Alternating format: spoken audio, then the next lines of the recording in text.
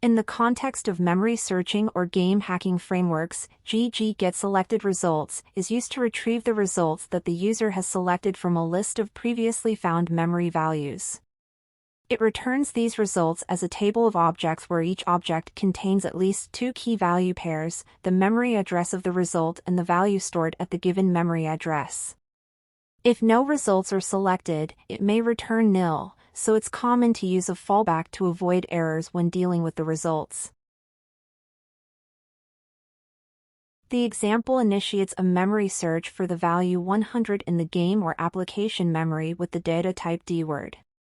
GetResults retrieves up to 3 results from the search. It adds the results to the list that can later be accessed or manipulated. SelectedResults retrieves the results that have been selected by the user or the code.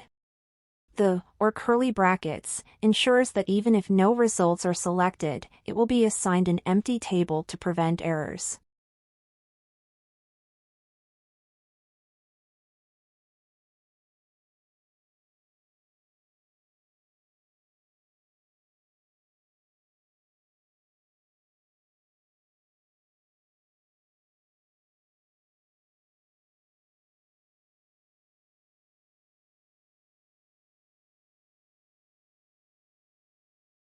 This checks if there are any selected results by counting the number of items in the selected results table.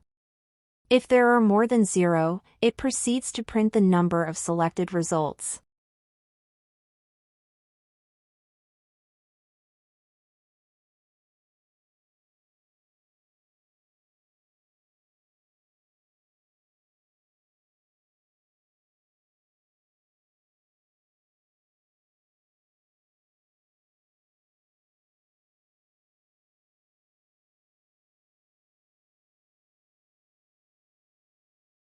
This loop iterates through the selected results table.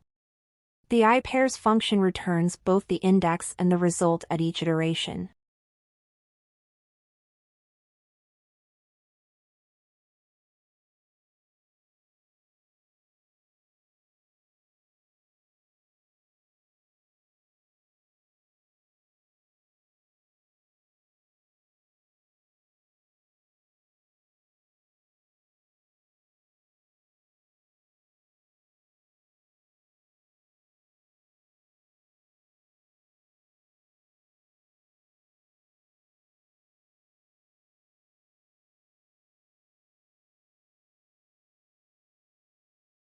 Hex address converts the memory address from a decimal format to a hexadecimal format, which is commonly used when dealing with memory addresses.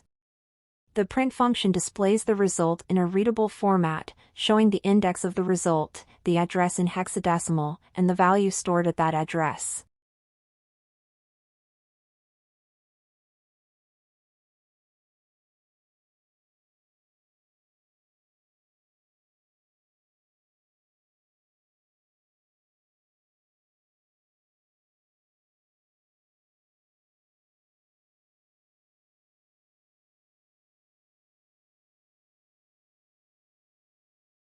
If there are no selected results, this block is executed.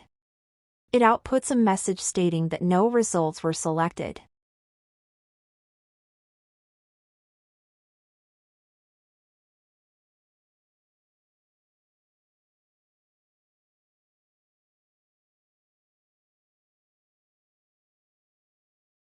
This approach can be extended to various memory manipulation tasks, such as editing values, filtering results based on conditions, or automating certain game modifications. With clear structure and proper error handling, this script forms a strong foundation for more advanced memory searching operations.